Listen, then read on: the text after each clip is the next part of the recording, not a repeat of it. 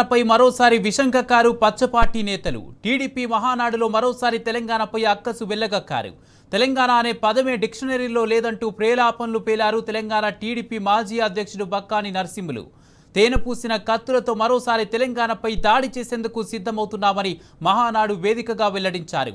తెలంగాణను అవమానిస్తుంటే కనీసం వారించకుండా చంద్రబాబు కితాబుల కోసం పల్లెకిలిస్తూ మురిసిపోయారు అక్కడే ఉన్న తెలంగాణకు చెందిన టీడీపీ నేతలు. పరులు ప్రాంతీయ భేదాలు తెచ్చి అనేక మంది కష్టపడే వాళ్ళ జీవితాల్లో మన్ను పోసిండ్రు తెలంగాణలో.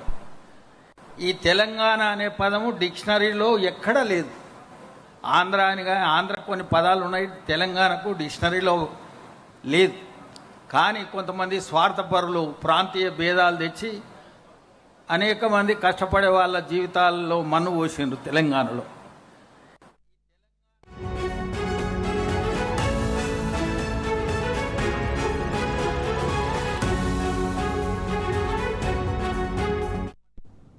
తెలంగాణపై మరోసారి విషంకక్కారు పచ్చపార్టీ నేతలు. టీడీపీ మహానాడులో మరోసారి తెలంగాణపై అక్కసు వెళ్లగక్కారు.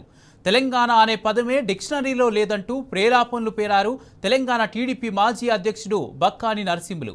తేనెపూసిన కత్తులతో మరోసారి తెలంగాణపై దాడి చేసేందుకు సిద్ధమవుతున్నామని మహానాడు వేదికగా వెల్లడించారు. తెలంగాణను అవమానిస్తుంటే కనీసం వారించకుండా చంద్రబాబు కితాబుల కోసం పల్లెకిలిస్తూ మురిసిపోయారు అక్కడే ఉన్న తెలంగాణకు చెందిన టీడీపీ నేతలు.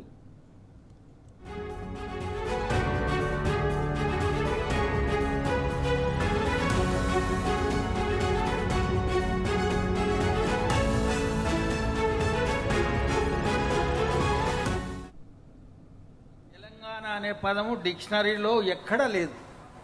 ఆంధ్ర కొన్ని పదాలు ఉన్నాయి, తెలంగాణకు డిక్షనరీలో లేదు.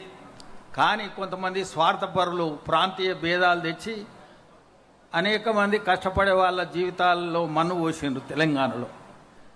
ఈ తెలంగాణ అనే పదము డిక్షనరీలో ఎక్కడా లేదు.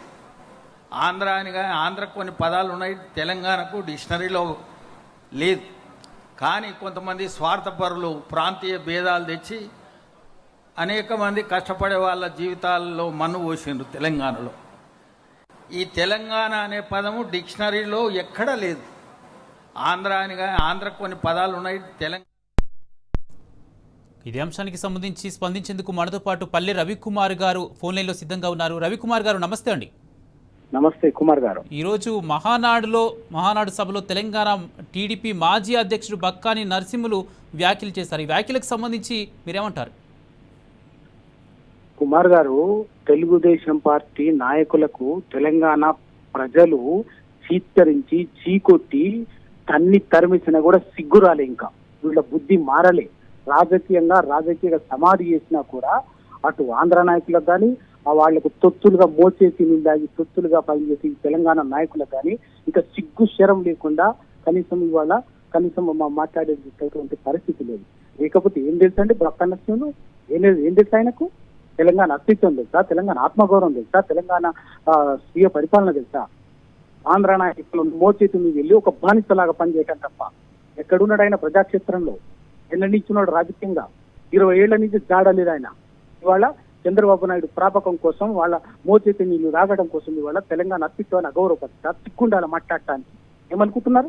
తెలంగాణ అంటే ఈ చంద్రబాబు నాయుడు నువ్వు మోచేతి నీళ్ళు రాయితే తెలంగాణ వదిలిపెట్టాడు ఆడ అమరావతిలో పో అంత ఉంటే.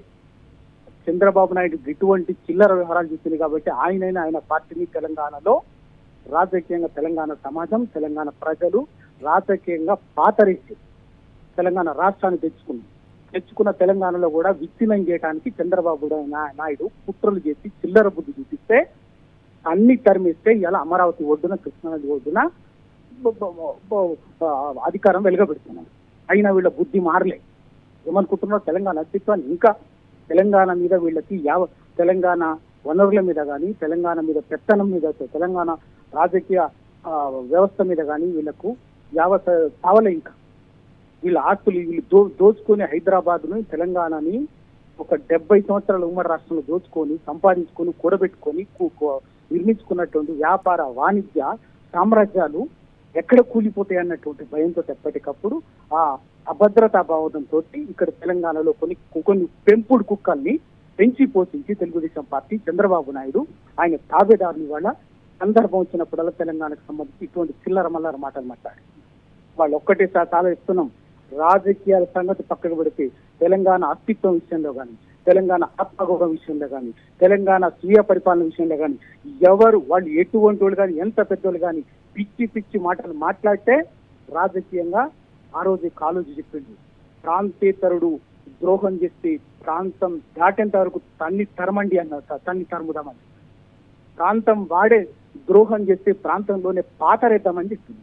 వాళ్ళ అది తప్పనిసరిగా ఇటువంటి వాళ్ళందరికీ చెప్పిస్తారు. తెలంగాణ సమాజం మళ్ళీ ఈ గడిచిన 2.5 ఏళ్లలో ఎటువంటి చిల్లర వ్యవహారాన్ని మన బీజేపీ సందర్భించినప్పుడల్లా ఏది బిడ్డను చంపి తల్లిని చంపి బిడ్డను ఇచ్చినంటాడు నరేంద్ర మోడీ గారు, అమిత్ షా గారు.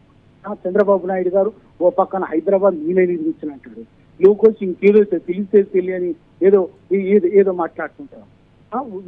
వాళ్లకు ఇక్కడ కొందరు తాబేదారులు కట్టు బానిసలు ఇవాళ ఈ సందర్భం వచ్చినప్పుడు ఇటువంటి పనికి మళ్ళా చిల్లర మాటలు తెలంగాణ అస్తిత్వాన్ని, తెలంగాణ ఆత్మగౌరవాన్ని కించపరిచేటువంటి తక్కువ చేసేటటువంటి పనికి మళ్ళీ మాటలు మాట్లాడుతుంటారు.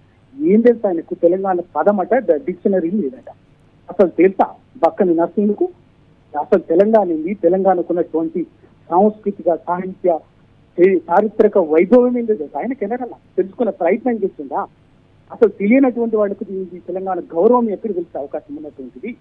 ఎంతసేపు ఆంధ్ర నాయకులకు వీళ్ళు రాజ్య ప్రాపకం కోసం ఆంధ్ర నాయకులకు కట్టు బానిసల్లాగా పనిచేసి వాళ్ళ బానిసల్లాగా వాళ్ళ తొత్తుల్లాగా పనిచేయటం తప్ప ఆ పని చేసి వీళ్ళు ఏదో చిన్న పదవులు తీసుకొని ఏదో బతికి రాజకీయ పబ్బం గడుపుకోవడం తప్ప ఏమున్నది. అసలు తెలంగాణ అన్నటువంటిది తెలంగాణ అంటే ఎక్కడోనంటే తెలంగాణ ఎక్కడ డిక్షనరీ లేదట, ఆంధ్ర కన్నా డిక్షనరీ ఉంది. అసలు ఆంధ్ర అంటే ఏంటి? సంస్కృత పదం. తెలుగు భాష పునాదుల మీద తెలుగు భాష పేరు మీద ఏర్పడింది ఆంధ్రప్రదేశ్ కదా. ఈ భాషలోనే నువ్వు తెలుగు భాష పేరు మీద ఏర్పడినటువంటి ఆంధ్రప్రదేశ్ ఈ సంస్కృతంలో పెట్టుకున్నావు, తెలుగులో పెట్టుకోలేదు పేరు ఆంధ్రప్రదేశ్. వీళ్ళకి ఏం తెలుసు? అసలు తెలంగాణ అనేది ఒక త్రిలింగ దేశం.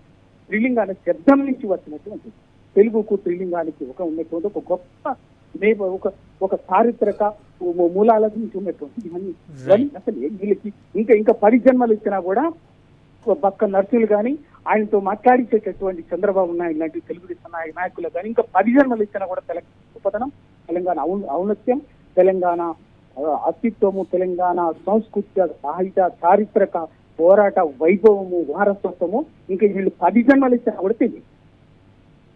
ఇటువంటి వ్యాఖ్యలు మళ్ళీ ఇంకెప్పుడు మాట్లాడితే తప్పనిసరిగా ఇప్పటికే రాజకీయంగా వీళ్ళని ప్రజాక్షేత్రంలో పాతరేసింది తెలంగాణ సమాజం.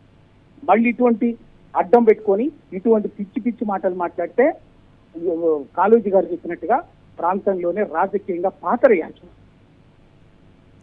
రైట్, థ్యాంక్ యూ అండి, థ్యాంక్ యూ రవికుమార్ గారు.